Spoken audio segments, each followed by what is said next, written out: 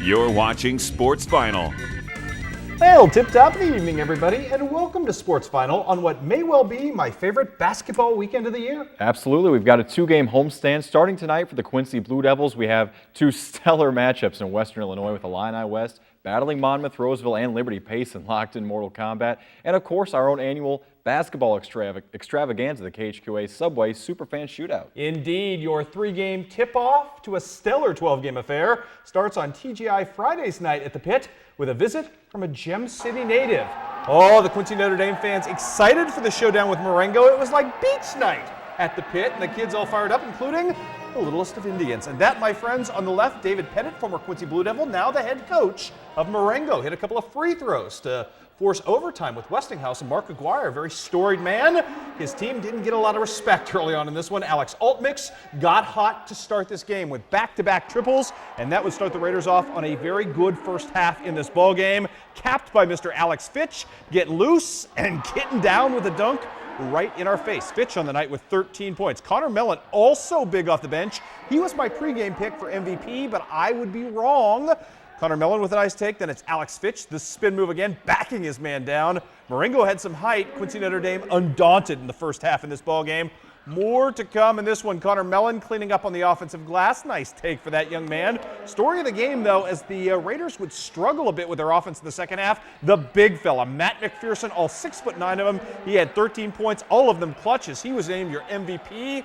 The Raiders take care of business. Wasn't always pretty, but they do get the win tonight, 57-40-3, to tip off a good weekend for Scott Douglas's crew. Meanwhile, on the girls' side, it was your crosstown rivalry, Quincy High and Quincy Notre Dame. Not much of a first half for the Blue Devils. The Raiders going to work. It's Jordan Furix, the All-Stater. Big take for her after 2 offensive rebounds. More to come in this one. How about off the inbounds pass? Jordan again, just the feathery jumper as her team gets off to the early 4-0 start. And then off the inbounds pass again. Nice steal right there by Kristen Gengenbacher, who hooks up with Shannon Foley. 6-0, and Greg Altmix needs to call a timeout. Was a good called timeout, just didn't help him any. More to come right here. Great steal by Tori Kuhn. The other end, another finish by Jordan Furix. And the route, my friends, was on Greg Altmix's team, powerless to stop it. His team down 41-5 at the end of the first half. Look at that tip right there off the inbounds pass. Jordan Furix inside to Cassidy Gengenbacher. It was just a monstrous night for the Lady Raiders. As I said, they held Quincy High without a field goal in the first half to the final 5 seconds. They blow out their crosstown rivals in this game, 69-31. The heavy lifting comes tomorrow against an Edwardsville team, undefeated and loaded. Meanwhile, showdown early in the night between Clopton and Calhoun. These same two teams met last year. It would be Clopton rallying last year from a 12-point fourth quarter deficit to win. This year, shoe on the other foot. It was Lauren Yeager and company building a big lead. In fact, with Brittany Hamilton's bucket right here in the fourth quarter, it would be Clopton up by double digits. But here comes Josie Clockey and Calhoun, the All-Stater, showing off the beautiful jumper right there. You can't do that in the pros. That's Michael Red style. Great two-pointer there. And then from the outside, she is going to channel Anthony Morrow. But 42 points tonight, believe it or not. She was not too bad either. She had the long three right there. Ties the game at 48. We see Calhoun down 1 with 0.7 seconds left. Who do you think is going to get the ball? Clockey? No. It is Caitlin Ballman to beat the buzzer. Are you kidding me? Revenge is sweet for Calhoun as they win at the final horn 52-51. And that's just the start of things on what should be a stellar, stellar weekend. Miss Clockey, your MVP. We have 9 games coming your way. All the highlights coming up tomorrow on Overtime, but just some highlights. Probably the 4 best games of the day. Start with the donut game tomorrow at 9 a.m. State-ranked Route hosting Unity, who may be the favorite in that game. Then it gets fun. Number 1, undefeated Salisbury on the boys' side against West Hancock. Illini West, West Central renew hostilities from their 7th grade. Actually, check that 8th grade state championship game back in 2008. And then it's the Q&D girls and Edwardsville, as I mentioned earlier, all at 7:30. Ross, what else is happening? Well, we had QHS Galesburg, Big 6 matchup tonight. Blue Devil Gym, a scrappy game from Sean Taylor's team. A lot of players on the floor tonight. Here's a great sequence. A good, not great pass from Martin Kvitli, but shoveled backwards perfectly by D'Angelo Dean. There's Cole Abbey to clean it up. Devils in control in the second half in this one. Then their defense going to do some work. Galesburg off the mark on the 3, and guess who's going to get this one? Yeah, that's Dean. No, sir, you're not going to get any points there. Very nice job inside by Dean. And then Galesburg tries it again, this time from the left side, and Kvitli throws this one off course. Very nice job on the tip.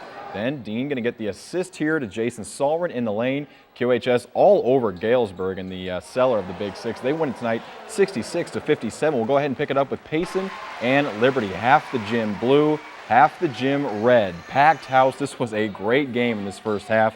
We'll go 15-15 tie after one quarter of the first half. Payson does well in the paint. That was Abram Wiseman connecting on the pull-up. Then Liberty, they're going to get it going more on the outside game. Evan Volbrock appears out of nowhere and hits this shot from the baseline. Very nice job there by Evan. Now, watch Cody Hildebrand. He's going to get inside and really frustrate Isaac Mervin here. Looked like a sure block, but somehow this shot goes down.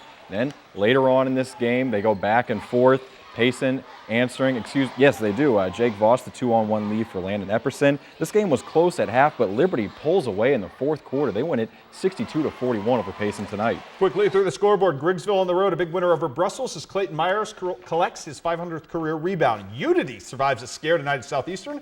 47-44. Jacksonville thumped by Springfield Southeast. Macomb with a nice road win over Sherrard. West Central tunes up for the big showdown coming up tomorrow with Illini West beating Carrollton. And it was Beardstown falling to Farmington 46-38. Ross. What a game between Illini West and Monmouth Roseville. You might remember a rematch of the Macomb Western Holiday Tournament final from not too long ago, a game that Monroe's won actually. Illini West going to pick it up early here. Nick Driscoll knocks down the long jumper.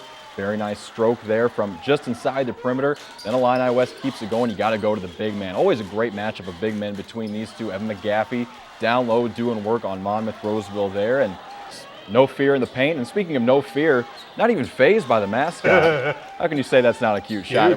We'll go to more action here. Evan McGaffey's going to high post it here.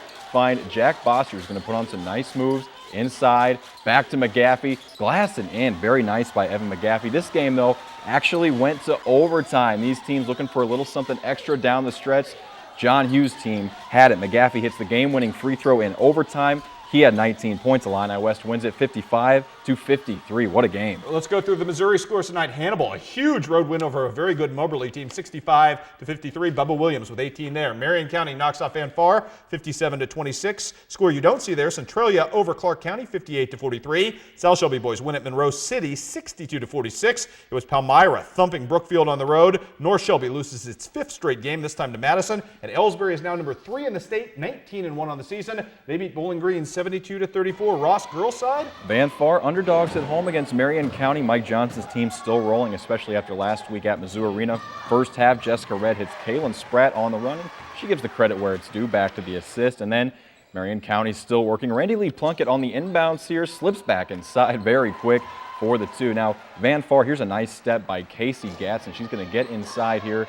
Extra step, puts on the move, and hits this 2-pointer, but Van Far falls behind early. Marion County able to pull away in this game as they win it 70-36. I have upset alert tonight. We take you to Macon. Macon trying to take out Highland. Audrey Freeman, look at her fighting for 2 of her 15 points inside on the night.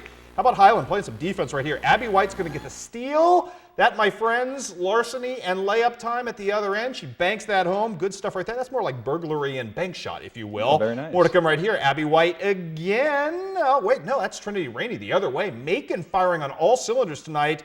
Abby White took notes, passed the test at the other end. However, just too much Macon in this night, as I said. Freeman with 15 points. Upset City, kids. Macon beats Highland tonight. Final count, that one was 40-33. On the scoreboard tonight, we can tell you that Mark Twain falls to Louisiana in overtime. Nakia Shepard in that game with 15 points to lead her team to victory. Centralia, Clark County. I know Centralia won because I saw that somewhere on Twitter. I cannot recall the score. I'm sorry, I would pass that along, but I can't. Monroe City, a winner tonight over South Shelby, 56-25. We've got Bowling Green continuing to play good basketball on the girls' side, beating Ellsbury 55-25. The Palmyra girls go on the road and again thump Brookfield. Brookfield took a beating tonight, Ross, 60-34. Both sides. Griggsville Perry, nice win for them. We'll get to them in a second. At the La Plata tournament, it was Canton beating Atlanta for, I believe, the consolation championship, 58-51. Katie Schumann with 21 in the cause there for her victorious team. And there's that Griggsville score I promised you. They knock off ISD 46-26. Marley Jo Bradshaw with a double-double in that one. And finally for you, a team we will see tomorrow in the KHKOA Subway Superfan Shootout. Keokuk knocks off Fairfield 59-46. They play a very good Havana team coming up tomorrow morning. I believe that is the 10:30 game, the second in our Rhoda.